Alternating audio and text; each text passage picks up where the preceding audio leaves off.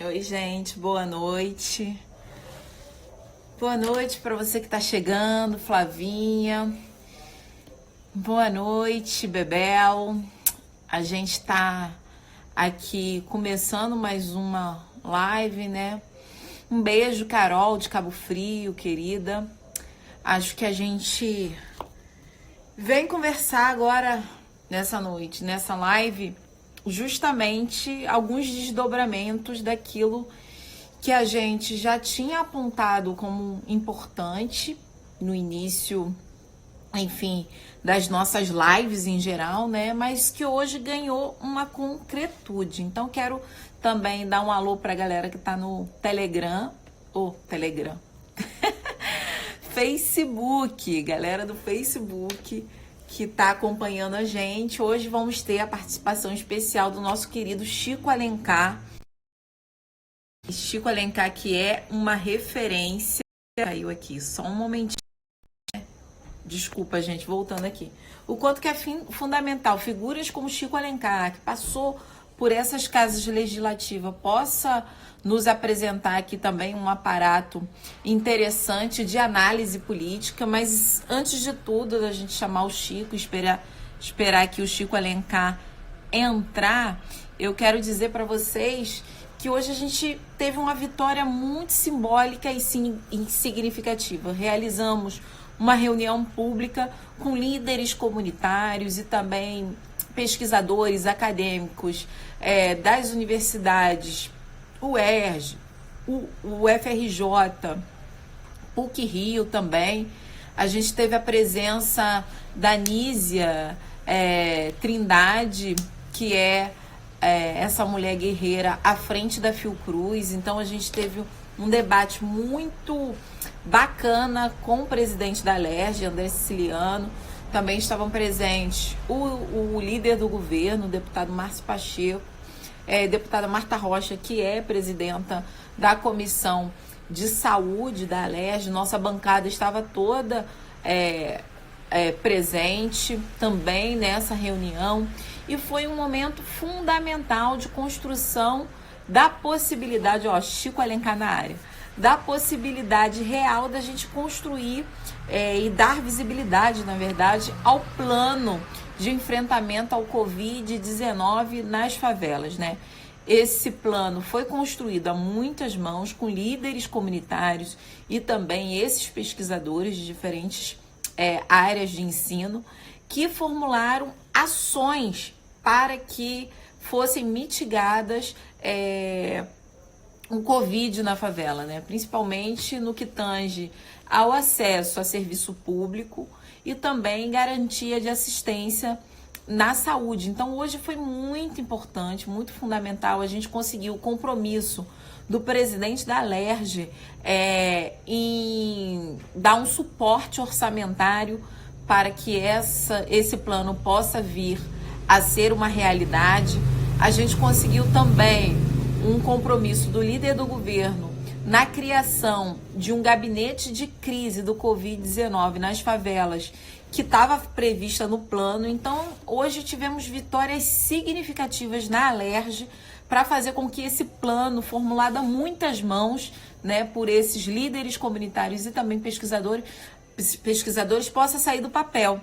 Então, a gente ainda está aqui na articulação, enfim, para fazer com que a Secretaria Municipal de Saúde também se aproxime, para fazer também uma articulação com o Congresso Nacional. Então, já conversei, inclusive, com Marcelo Freixo para mobilizar o mesmo tipo de reunião com o presidente Rodrigo Maia, o presidente da Câmara. Enfim, um trabalho que é fundamental para a sobrevivência daqueles e daquelas que sempre tiveram em vulnerabilidade. Então, eu já vou convidar nosso querido Chico Alencar para contribuir aqui com a nossa análise. Quero mandar um grande abraço aqui para o Juliano, nosso querido presidente do PSOL Nacional, um Juliano super guerreiro, e está trazendo aí também debates importantes. Inclusive, já tem uma live com o Juliano que já está disponível lá no nosso YouTube. Então, todas as lives que a gente está tendo aqui, a gente disponibiliza no YouTube. Então, daqui a pouco a gente fala mais sobre esse plano que a gente conseguiu comprometer o presidente da Alerj, comprometer o líder do governo. Então, estamos esperando. Chico Alencar, já te fiz o convite. Só clica aí para você entrar aqui na nossa live e que a gente... Opa, olha o Chico aí, presente na nossa live. Querido Chico, quero te agradecer por ter aceito o nosso convite. Estava aqui agora dando um informe do que foi a reunião mais cedo, uma reunião pública, né? Porque a gente fez pelo Zoom, enfim, fizemos ao vivo pela TV Alerj e também pelo YouTube esse encontro que foi muito interessante, né? Eu acho que a gente conseguiu inovar também na forma de aproximação da sociedade civil com o próprio parlamento, né? Então a gente teve ali presente líderes comunitários, pesquisadores da UFRJ, da UERJ, da PUC Rio, enfim, a gente teve também a presidenta da Fiocruz, Anísia, também apresentando ali do ponto de vista mais técnico e da saúde pública a viabilidade de um programa de enfrentamento à Covid-19 nas favelas. Então, a gente saiu muito vitoriosa dessa reunião, com a Alerj se comprometendo ali a dar um suporte orçamentário para que o programa saia do papel, e também o próprio líder do governo se comprometendo a criar um gabinete de crise, né, do Covid-19 nas favelas e periferias. Então, eu estava aqui dando esse informe porque eu achei que foi uma vitória importante no dia de hoje, diante de tantos desastres como a gente tem visto, que é o aumento aí do número de pessoas infelizmente mortas, né? Então, Chico, obrigada mesmo. Gostaria um pouco de te ouvir. Hoje a gente perdeu uma pessoa muito querida, né? Aldir Blanc. E a gente tem aqui, a gente está se equilibrando sempre, né? E o quanto que a cultura, o quanto que esse compositor também nos deixa hoje com um misto também de muita tristeza, né? E aí, Chico, diga, fale com a gente. Pois é, isso aí, Renatinha, um prazer estar com você, dessas pessoas que nos dizem, a nós que já temos uma estrada cumprida, percorrida, que viver vale a pena. Você é sinal de esperança e de que a chama continua acesa. Então, muito obrigado por você existir, exercer o mandato público com combatividade, grandeza, e estar aqui junto com o pessoal seu todo que está nos acompanhando. De fato, hoje é um dia pesado. Eu vou te falar uma coisa, fazer uma inconfidência total. Isso aqui é a minha blusinha de pijama, essa que está por baixo. Porque 8 da manhã eu estava muito indignada com esse chamado ao golpe do Bolsonaro, que ele fez escancaradamente ontem. Já tem um acampamento militaresco neofascista lá na esplanada dos ministérios em Brasília, naquele gramado onde eu já vi tanta gente se manifestando por boas causas. Então eu queria fazer uma reflexão hoje, essas que a gente faz em Facebook, sobre os militares na política brasileira. No que eu abri minha parafernália aqui eletrônica, né, isso que nos aprisiona tantas vezes, chegou a notícia e todo dia, através da Isabel, uma das filhas do Aldir, eu ficava tendo um boletim da saúde desse querido amigo, irmão, a quem conhecia há décadas. E aí veio a minha filha mais nova, perguntou: pai, o Aldir faleceu? Falei: peraí. Aí fui ali, constatei essa perda terrível, dura, dolorosa, com uma coincidência que eu acho sempre que é algum sinal divino. No 4 de maio, que é o dia do falecimento, não sei se vocês sabem, do Noel Rosa. O Aldir, Noel Rosa também se foi num 4 de maio. há 83 anos atrás. O Aldir morou muito tempo em Vila Isabel também. Ele nasceu no Estácio, foi para Vila Isabel e morava já há décadas na Tijuca, na Rua Garibaldi. Nunca foi muito de ele, gostava de um bar, do boteco, depois ele foi se recolhendo e continuou produzindo uma criatividade que é uma centelha divina que ele tinha, mas muito recluso, muito na dele. A gente trocava mensagens. E eu estava vendo hoje, depois dessa notícia trágica, o último e-mail que ele me mandou foi agora, em 23 de março.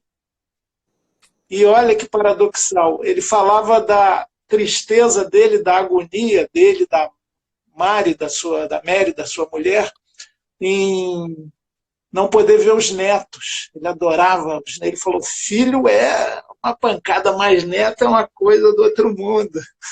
E ele, com o Covid, com o necessário isolamento, com a Covid, ele chateadíssimo por não ver os netos e falando desses tempos horrorosos, né? Dizendo que estava dedicado à mitologia grega e a livros sobre a Segunda Guerra Mundial, que ele falou, você sabe que eu continuo com os meus velhos vícios aqui, né? E ele falava assim, ô Chico, será que a gente pode usar a lei de acesso à informação para saber quantos já morreram na transamargura do Brasil de hoje? E no final ele terminava, bom, tem uma única boa notícia, o Bozo está se autodestruindo. Então o Aldir, para além, né, da maravilhosa obra de crônicas, era um baita escritor. Eu até botei no meu Facebook, às 5 da tarde, consegui lá ler uma crônica dele, que ele fez quando completou 50 anos, saiu no jornal Estado de São Paulo. Chama a crônica, tem um nome bonito, cadê? Aqui, desculpe.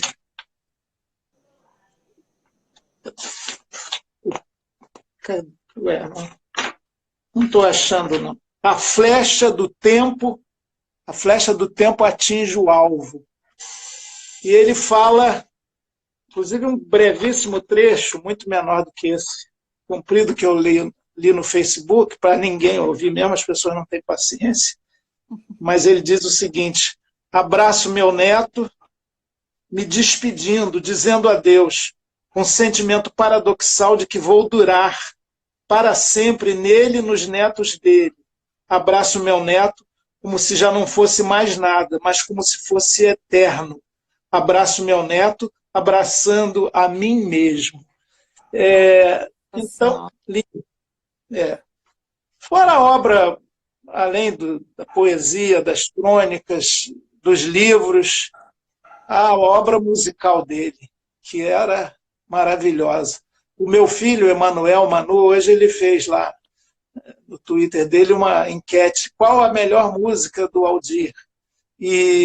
Mas botou, tem que ter um limite, né, nessas enquetes de internet, botou lá 4 músicas, Resposta ao Tempo, O Bêbado e a Equilibrista, 2 para lá, 2 para cá, e mais uma outra lá. Bom, a verdade, o Catavento e o Girassol, que não é com João Bosco, é com Ginga. E eu brinquei com ele, falou, faltaram umas 40 aí nessas opções. Então, o Brasil com Z não merece o Aldir. O Aldir tem uma música com Maurício Tapajós, chamada O Brasil não merece o Brasil. O Brasil com Z não merece o Brasil com S. E por aí vai, né? O Aldir colocava em música a crônica do dia a dia. Tem histórias ótimas que ele conta de forma musicada. Uma pesca de siri na Barra da Tijuca para levar lá na abolição para o compadre Anescar, que depois de tanto sacrifício, quando eles chegam com a lata de siri, deu até polícia no meio do caminho, o compadre Anescar fala, poxa, eu estou com uma dieta de lascar. O médico falou que eu posso comer e beber tudo, menos frutos do mar. E, Nossa. enfim, enfim, o Aldir, olha, eu acho que foi, se tivesse que falar de dois, três letristas maiores de toda a história do Brasil, eu colocaria o Aldir entre esses. E talvez em primeiro lugar, é sempre ruim ficar nesse ranking, né? Mas uma figura amada, querida, que tinha o sentimento do mundo e as suas duas mãos para escrever. Viva o Aldir, né? Daqui a pouco vai começar lá no BIP, numa live dessas também, uma homenagem ao Aldir. E vai ser muito bacana. A Tereza Cristina, não sei se você já viu, Renatinha, ela faz umas lives. Claro. Claro. Linda Das 11 homenagem do ao dia. Aldir. A Tereza Cristina eu acompanho, eu sou das Cristineres, é um grupo feito justamente para acompanhar as lives da Tereza, e é muito interessante, né, que a gente tem dito que... E outro dia, aqui no Dia das Mulheres Sambistas, né, no Dia das Sambistas, eu falava com Tereza, ela participou aqui de uma live nossa, e foi um dia também que ela estava muito mexida, porque tinha perdido o compositor da Mangueira. O Tantinho. Exatamente, o Tantinho. Conheci E tinha muito o outro Tantinho. também. Foram duas pessoas no mesmo fim de semana. Eu não vou lembrar Da agora o nome. música? Quem? Da música também? Essa outra? Era do campo da cultura. Sim. Enfim, e ela estava muito mexida e foi numa segunda-feira também, e eu falava para ela, mas Tereza, você tem que continuar fazendo suas lives, porque as suas lives... o Moraes Moreira, a Bel está aqui lembrando. O Tantinho e o Moraes Moreira. Eu falei assim, mas você tem que continuar fazendo suas lives são importantes porque são espaços de cura, né? Momentos de cura coletiva, nesse momento em que a gente está em quarentena, em isolamento social, a gente precisa usar da cultura para a gente oxigenar a nossa alma. Então, linda homenagem que você fez ao Aldir aqui. Obrigada, Chico. Ninguém melhor do que você para homenageá-lo com tanta propriedade, conhecimento de causa, né? Desse grande poeta, compositor, enfim, um artista completo, né? Obrigada mesmo, Chico. E olha, o João Bosco fez uma mensagem, ele não quer falar com as pessoas naturalmente, o parceirão, né, do Aldir. O João fez uma mensagem que a mulher dele, a Ângela, postou nas redes sociais. Eu recomendo que todo mundo chegue lá. É uma coisa tocante, emocionante. E lá pelas tantas ele diz, olha, o Aldir é o João. Eu sou o Aldir. E ele, mesmo no tempo que a gente se afastou, eu sempre carreguei ele muito junto comigo, porque no meu ofício de cantor, sempre que eu cantava, em qualquer show, qualquer lugar, as nossas músicas, eu estava sendo o Aldir. Então, no meio, lá pelas tantas ele bota, no meio desse mar de profunda tristeza, eu tenho uma razão para viver agora, que é cantar o Aldir até as minhas últimas forças, por toda a vida. Porque ninguém morre quando tem testemunho da sua existência. E eu vou ser assim para o Aldir até o fim dos meus dias. Uma coisa maravilhosa, né? Então, a arte nos transcende. Ele até fala lá pelas tantas, porque eu vou cantar as músicas que nos sobrevivem. Quem está nos ouvindo aí, quem está nos vendo aqui, quando ouve uma Elis Regina, um Ray Charles, um John Lennon, um Pixinguinha, não fica com a sensação de que eles estão vivíssimos? Pois é, a arte eu acho que é centelha de Deus, porque ela eterniza, ela transcende, ela vai além do que nós somos, ela vai além do aqui e agora, ela é o absoluto, fragmento, né, daquilo que a gente sonha, né? Por isso que nós que somos dessa dimensão mística, a gente quer até o céu, né, o paraíso, onde tudo será pleno, o amor, a justiça, a amizade, o corpo liberto, né? Enfim, eu espero que o Aldir esteja caminhando, é uma passagem, para a luz plena que ele tanto espalhou aqui na sua passagem terrena. É isso. Bom, desculpa, eu estou meio monotemático. Equilibrista, sabe que todo artista tem que continuar. Presente, exatamente. Aldir Blanc, hoje e sempre. Presente, Chico, viva Aldir. Nessa profusão de sentimentos e emoções, a gente ainda tem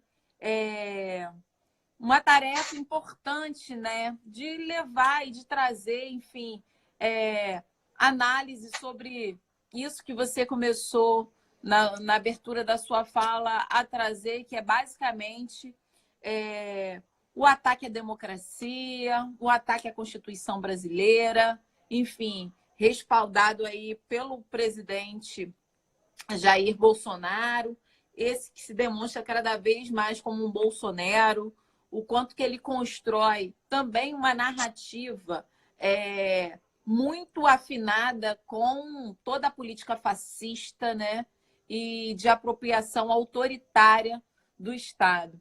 Então, eu queria que você começasse a analisar por aí, Chico, já que a gente tem aí esse último domingo como muito marcante, né? A gente tem aí mais de 100 mil pessoas infectadas no Brasil, mais de 7 mil pessoas que vieram a morrer, e a gente ainda tem um presidente que continua rindo das pessoas, rindo daqueles e daquelas que perdem os seus familiares, que perdem pessoas fundamentais, como o próprio Aldir Blanc, e que a gente está sendo machucado com a anuência, inclusive, de um presidente da República que nega a ciência, que nega a possibilidade de sobrevivência a um coronavírus, não é mesmo?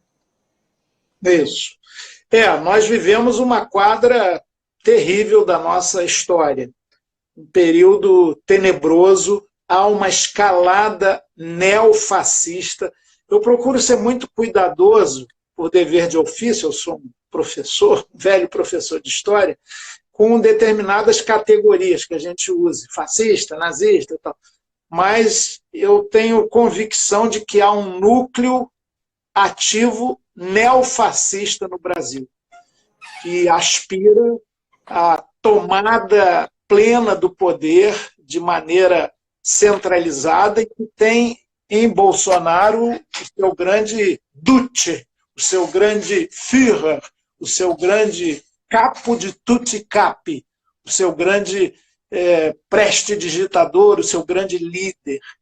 E o Bolsonaro também. E o Bolsonaro eu conheço muito, muito, muito do ponto de vista parlamentar, porque fomos vereadores do Rio juntos, quando ele começa a vir para a política institucional. Ele que foi reformado como capitão do Exército, muito jovem ainda, com 30 e poucos anos.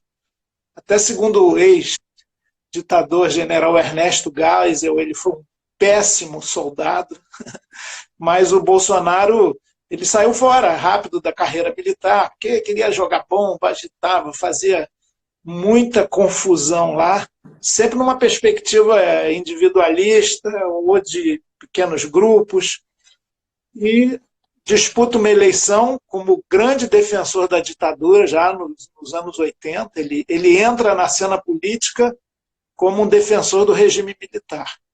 E é bem sucedido.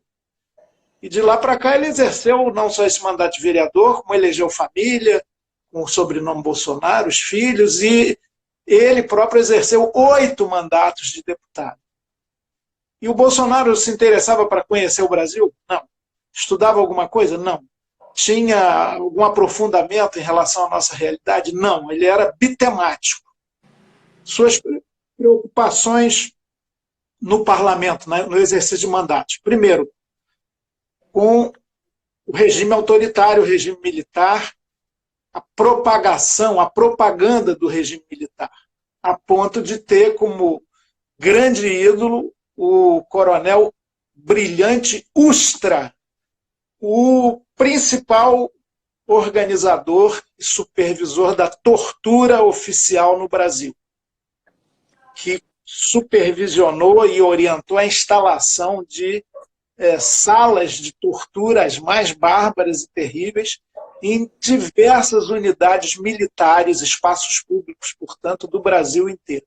O Ustra, ele acompanhava, inclusive, diretamente as torturas, inclusive da ex-presidente Dilma Rousseff, era de uma crueldade sem par, e é o ídolo do Bolsonaro. Ele não nega isso até hoje. A outra temática do Bolsonaro sempre foi o afeto alheio.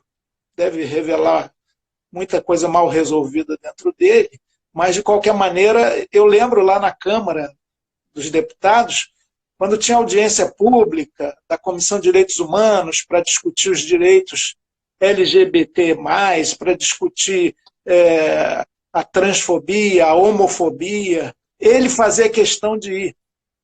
Quando tinha depoimento de gente que militava nesses movimentos, ele ficava nervosíssimo, enquanto não falasse as maiores sandices agressivíssimas, ele não sossegava.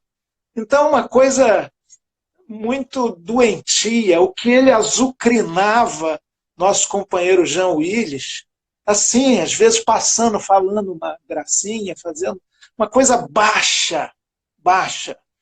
E não é que esse cara, um cara com essa personalidade, virou presidente da República por uma série de fatores que não cabe discorrer aqui, daria um seminário até, mas, entre eles, os nossos erros, enquanto esquerda também, a antipolítica cresceu muito, e o Bolsonaro venceu, além desse fator circunstancial daquela absurda facada, né, que o colocou na condição de vítima, o tirou dos debates, mesmo com autorização médica, depois de um certo momento para comparecer, em especial no segundo turno ele se recusou aí, que o ajuda porque ele é muito tosco, né?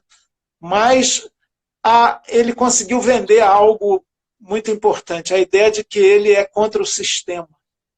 Então, toda a revolta de parte expressiva da população contra o modo de fazer política no Brasil, contra a corrupção, que é uma revolta justa, não é que o Bolsonaro canalizou isso tudo como símbolo desse combate? E o que é uma falácia, uma mentira. Ele, parlamentar, sempre foi lá do baixo clero e conviveu com os Roberto Jefferson e Valdemar da Costa Neto da vida, com quem se alia agora, descaramento total. Nunca levantou a voz contra Cunha. Pelo contrário, também o elogiou no dia do impeachment da Dilma, por exemplo. Ele falou do Ustra e falou do Cunha, para elogiar essas duas figuras. Então, mas entrou como incorruptível, vê se pode, né? E está lá, agora ele não sabe, ele não tem o mínimo respeito pelo funcionamento tradicional da República. Ele não entende o que é ser republicano, então vive do conflito com o Supremo, com o Congresso, a ponto de colocar o Rodrigo Maia, que é uma pessoa conservadora, da direita, como polo de contestação do próprio Bolsonaro. Os ministros do Supremo também não estão aguentando mais, mas ele está forçando a barra e estimulando nesses atos que pregam contra a democracia, com um monte de gente tacanha que agride jornalista, estimulando uma espécie de endurecimento do regime, sem contar que ele destrói todo dia, sistematicamente, isso está em curso, todas as políticas públicas que existem no Brasil. É uma tragédia. Daí o crescente desmatamento, o aumento do assassinato de indígenas e povos ribeirinhos, a precarização de direitos, o arroxo sobre os trabalhadores, o crescimento da uberização do trabalho, é um conjunto de iniciativas em todas as áreas, inclusive da saúde, que está destruindo o país. Bolsonaro hoje significa a destruição dos marcos civilizatórios mínimos que, a duras penas, um país como o nosso, de tradição escravocrata, aristocrata, oligárquica, construiu. A desigualdade social se aprofundando. E a gente chega, então, nesse caso da pandemia que você falava aí.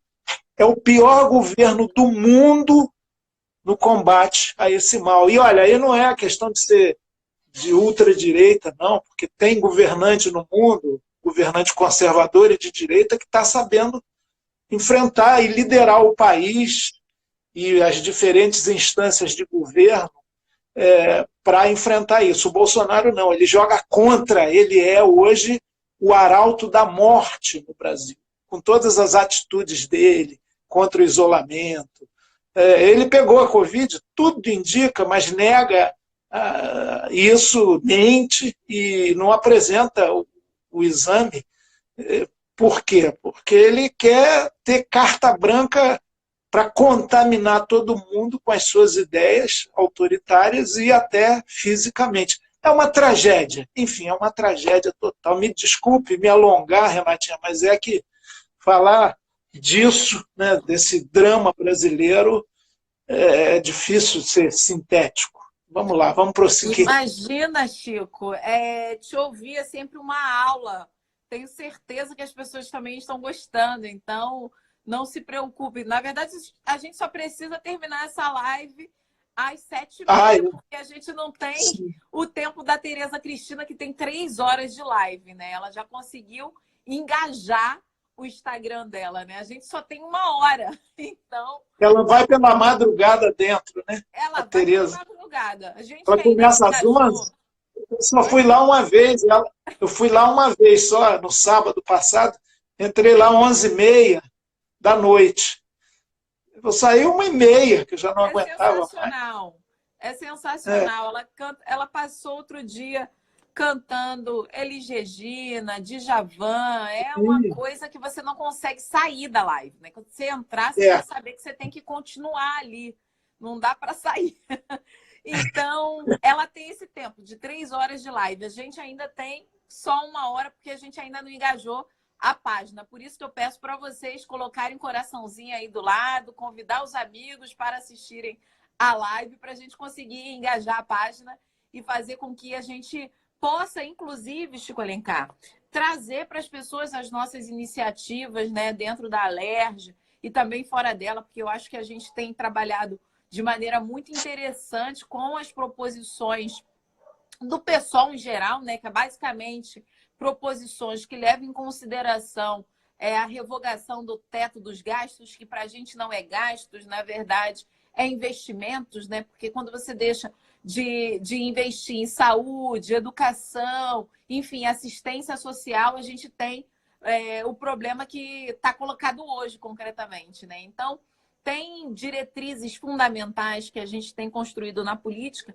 que são importantes, o engajamento entre aquilo que a nossa bancada está fazendo no Congresso Nacional, a nossa bancada aqui no Estado e a nossa bancada também no município, né? Apesar da gente não ter aquelas figuras governantes que a gente queria nesses lugares e que nem tivesse topado aí uma política que fosse uma política antibolsonarista, né? Porque o que está colocado hoje, tanto no município quanto no Estado, ainda que o Witzel se coloque ali numa rusga com o Bolsonaro, agora resolveu criar uma secretaria para presentear o Moro, não sei se você acompanhou isso, aqui no Rio de Janeiro. Não estou sabendo. Foi. Assim que o Moro pede demissão, o Witzel vai para o Twitter convidá-lo para fazer parte do seu governo. E ainda promete presenteá-lo com uma secretaria de justiça. Esse mesmo que está... Então, ele tenta, de forma tão ególatra quanto o próprio Bolsonaro, quando levou o Moro para o governo dele, capitanear o Moro justamente com recurso público, porque a criação de uma nova secretaria gera custos para o governo, mas ele queria ali faturar politicamente com o Moro no governo do Estado. Então, Claro. ele foi eleito no mesmo palco do Bolsonaro, não só ele, como o Dória também, e só porque eles não negam a ciência, não quer dizer que eles não sigam a agenda bolsonarista, que é privatista, que é bélica. A gente tem visto aqui o Witzel tocando, a toque de caixa mesmo, apressando todo o processo de privatização da SEDAI, colocou na semana passada um pacote de maldade na Alerj para privatizar FAPERJ, universidades, enfim, um pacote para que ele possa ali colocar tudo na mão da iniciativa privada, quando, na verdade, ele deveria estar buscando mais recursos para o Rio de Janeiro e fica aí na rusga ególatra Witzel e Bolsonaro. Então, só para fazer esse parêntese grande, mas só para a gente lembrar. Todas essas pessoas aí, inclusive o próprio ex-ministro Mandetta, com quem convivi também lá na Câmara dos Deputados, eles nunca tiveram menor apreço pelo fundamental Sistema Único de Saúde, pelo SUS. Eles eram, o Mandetta concretamente, né, como médico, vinculado à Unimed da vida, à medicina privada.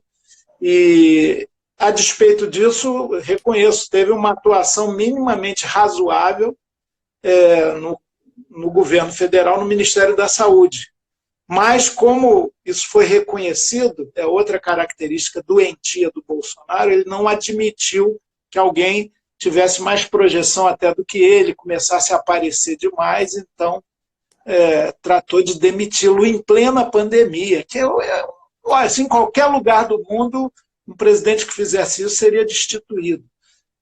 Mas não. E botou lá uma pessoa que todo mundo fala é oncologista. Bom, a formação dele veio daí, mas ele se especializou em medicina privada, em gestão empresarial da saúde. Então ele está atônito. O Taish, né? Ou ele fica dormindo, tem gente até que brincou dizendo que ele é roncologista, ele fica dormindo como naquele pronunciamento patético do Bolsonaro, no dia da saída do Moro, né, que ele reuniu lá a tropa e falou as maiores sandices, sem pé nem cabeça, e o Taish estava lá, o Taish, dormitando. E ele está, por mais que fique horas acordado em meio a essa crise, ele não consegue dizer nada com nada. Quer dizer, nós não temos um poder central articulador da pandemia. E o que temos é governos estaduais que até aparecem, né, como sérios e tal, tomando iniciativas, tamanha é a inação e a confusão do governo central. Mas eu quero parabenizar, eu me sinto muito representado pela nossa bancada federal, pelas nossas bancadas estaduais, notadamente a do Rio de Janeiro, que é a maior do Brasil, o pessoal ainda é pequenininho, né? E pela nossa bancada no município do Rio. São parlamentares exemplares que fazem a denúncia, mas também fazem o anúncio, que são críticos, mas que também são propositivos. O caminho é por aqui, por aqui, por aqui, por aqui. Isso é o papel do parlamentar. Eu acho que estamos muito bem nesse aspecto. Se os governos efetivarem o que a gente consegue aprovar aí na Assembleia Legislativa, na Câmara Municipal, no plano federal, a gente vai sair dessa crise, dessa desgraça toda, e a perda de vidas vai ser minimizada. A luta é essa, né, para a gente reduzir danos a essa altura. Com certeza. A gente está fazendo política de redução de danos o tempo inteiro, né, Chico? Eu acho que, inclusive, a gente precisa se reapropriar de todos os debates que a gente sempre colocou, né? Por exemplo, a questão da renda mínima sempre foi um debate em que, da renda básica, né?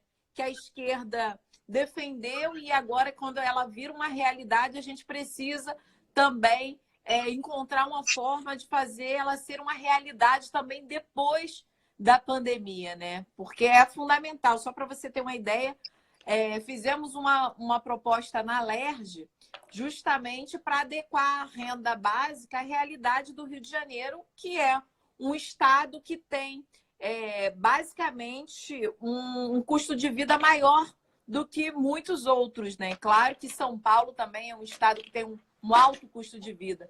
E nesse sentido, a gente está propondo R$ 150 de complemento à renda básica, né? Então, é uma ação que a gente precisa que seja votada na LERJ o mais rápido possível para que a gente dê continuidade a esse respaldo, né? A gente fica aí tentando que o Crivella pague aí a renda básica carioca, né? E insistindo com isso, mas é impressionante quanto que abre mão de fazer o debate fundamental. E quando você fala da privatização do SUS, é muito escandaloso. A gente não teve aqui os hospitais de campanha que foram anunciados lá atrás de ter aí uma ação concreta, e o primeiro hospital a sair do papel, o primeiro hospital de campanha, foi exatamente aquele todo bancado pela iniciativa privada.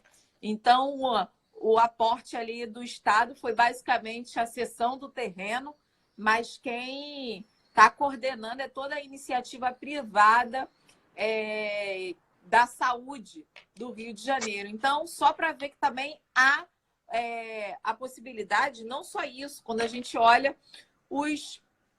as licitações, enfim, de quem ganhou os hospitais de campanha, né? Basicamente, uma empresa chamada Iabas, que no município do Rio de Janeiro já teve um grande problema, né? Lá, ainda que na gestão do Crivella, né?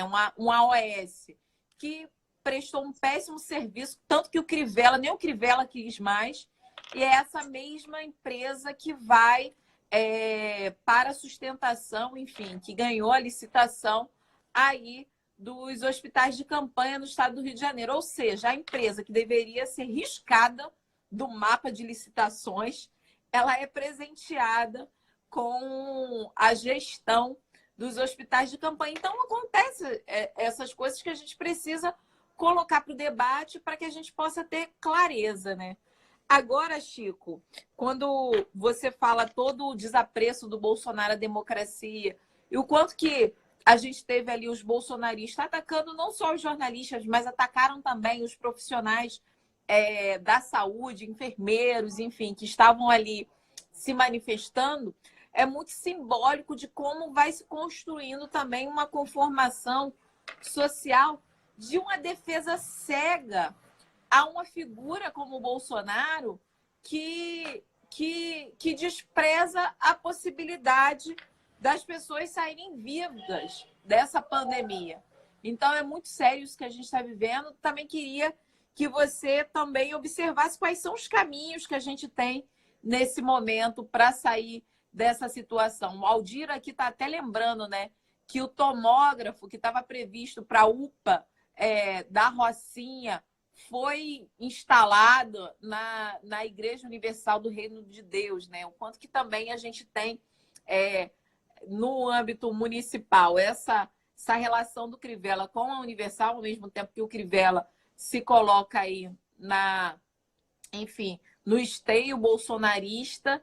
Então, a gente tem muitas dificuldades em todos os âmbitos aqui da política no Rio de Janeiro, mas em especial de onde você esteve, né, durante muito tempo, que é o Congresso Nacional. Quais são os caminhos que você vislumbra nesse momento, Chico?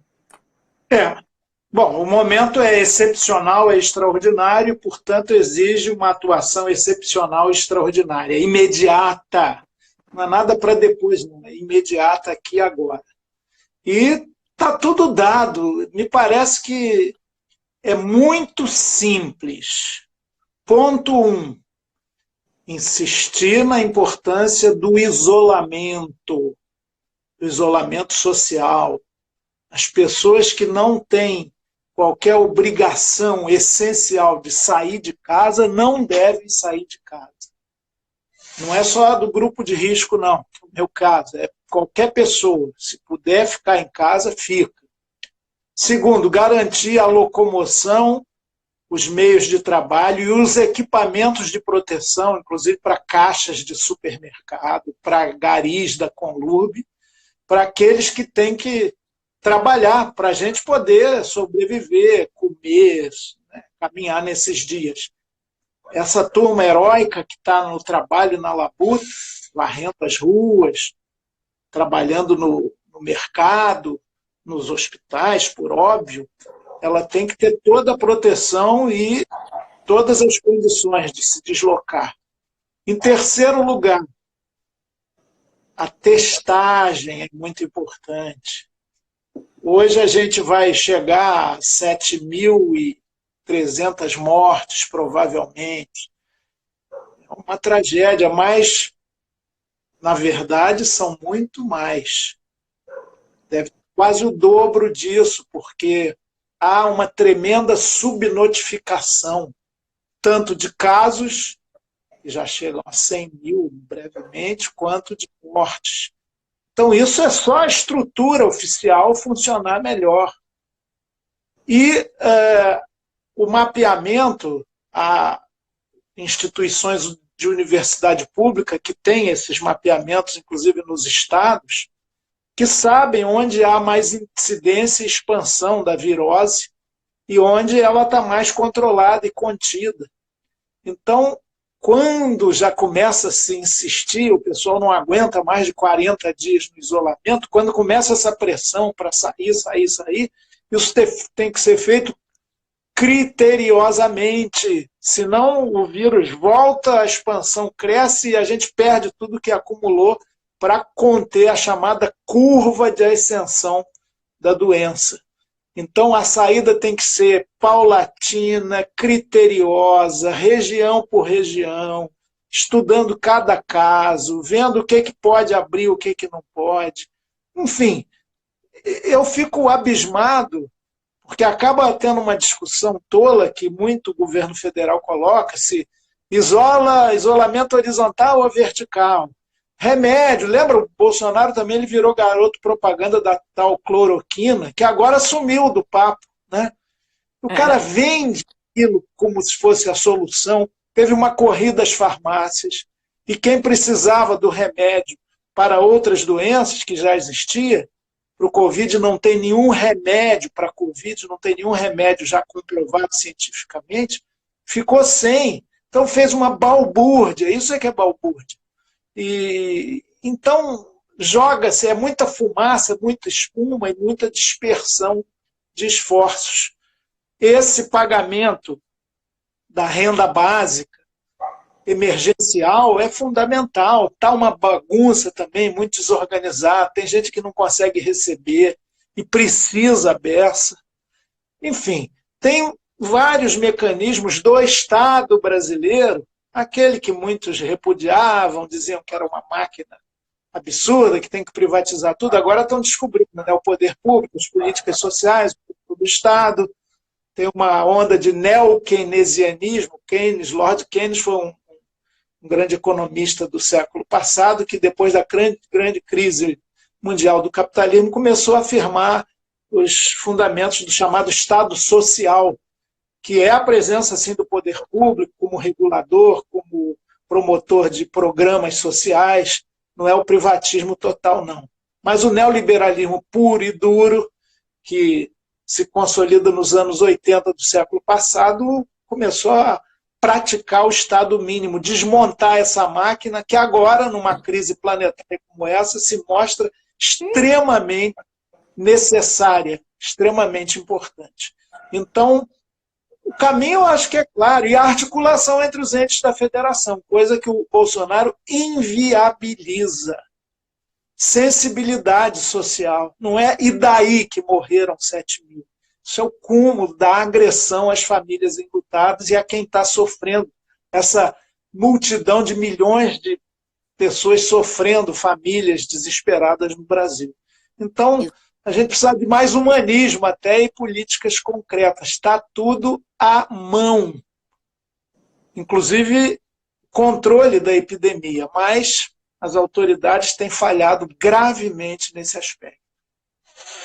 Exatamente, Chico. E agora, Chico, eu acho que a gente vai ter que ir se despedindo. Falta 5 minutinhos para o Instagram acabar com a nossa live. Então, eu queria que você se despedisse e eu já queria deixar de antemão aqui meu agradecimento à galera que ficou com a gente até agora e também dizer que esses debates estão disponíveis no nosso canal do YouTube. O canal do YouTube é Renata Souza. Chega lá que você vai encontrar esse debate com o Chico e com outras pessoas. E também dizer, Chico, que as nossas iniciativas também estão no nosso site, que é renatasouza.com.br. Então, as pessoas podem chegar lá também para ver as nossas iniciativas, projetos de lei. E importante, Chico, dizer que essa semana vamos votar na Alerj um projeto de nossa autoria, basicamente falando sobre a distribuição alternativa de água nas favelas e periferias, né? Que é um projeto que nós fizemos logo assim que começou a pandemia, já que a gente sabe que o problema da água é uma questão crônica. Então, ali a gente prevê a distribuição de água por caminhão-pipa e nem que a SEDAI e outras empresas que já são privatizadas possam também distribuir garrafas d'água, né? Porque hoje você precisa lavar as mãos para mitigar aí o contágio do coronavírus. Mas como é que você exige isso daquelas pessoas que não têm água nem para beber? Então, eu acho que é importante. Então, Chico, eu queria que você já se despedisse aqui para a gente ir finalizando o nosso ao vivo de hoje. A gente finaliza o ao vivo, mas continua lutando pela vida, né, Renatinha? Olha, de novo, muito obrigado pelo convite, parabéns pela sua atuação parlamentar exemplar, né? Você é tão boa que o Vitor quis até caçar o seu mandato no começo, lembra? Como incomoda, esquecer, né? Incomoda, isso é importante. A gente está aqui para desafinar o coro daqueles que não têm sensibilidade, que querem manter e reproduzir a opressão. Eu comecei com o nosso querido Aldir Blanc, que você me permita encerrar com ele. Fique à vontade, Chico. Quando completou meio século, fez uma canção linda com Cristóvão Buarque, Cristóvão Bastos, perdão, com uma gravação linda do Paulinho da Viola. E ele diz o seguinte, que é uma revisão de vida, claro. Olha só, eu vim aqui prestar contas de poucos acertos, de erros sem fim. Eu tropecei tanto às tontas que acabei chegando no fundo de mim. O filme da vida não quer despedida e me indica, acha a saída e pede socorro onde a lua encanta o alto do morro e gane que nem cachorro, correndo atrás do momento que foi vivido. Venha de onde vier, ninguém lembra porque quer. Eu beijo na boca de hoje as lágrimas de outra mulher. 50 anos são bodas de sangue. Casei com a inconstância e o prazer. Perdoo a todos, não peço desculpas. Foi isso que eu quis viver. Acolho o futuro de braços abertos. Citando Cartola, eu fiz o que pude. Aos 50 anos, insisto na juventude. O Aldir é a juventude dos nossos corações e vai viver para sempre. Vamos nessa. Aldir presente, muito obrigada, Chico Alencar. Você é uma inspiração, uma referência para a gente de um sempre parlamentar, professor, que traz para a gente muita luz no momento de muitas, não só nuvens, né, mas muitas tentativas de desengano, né, por esse caminho. E então quero te agradecer imensamente por ter participado com a gente, ter se doado, ainda que seja nesse dia de muita dor, mas que a gente possa também estar se fortalecendo nesses momentos de bate-papo, nesses momentos também de troca de carinho, de troca de afeto, e porque a gente acredita na política do afeto, né? Na política que vai extravasar e radicalizar a possibilidade do amor, a possibilidade de amar. Então, muito obrigada, Chico, por ser a nossa referência. Um beijo a todos aqueles e aquelas que ficaram aqui com a gente. Valeu. Beijo no seu coração, Chico. Vamos lá. Tamo juntos.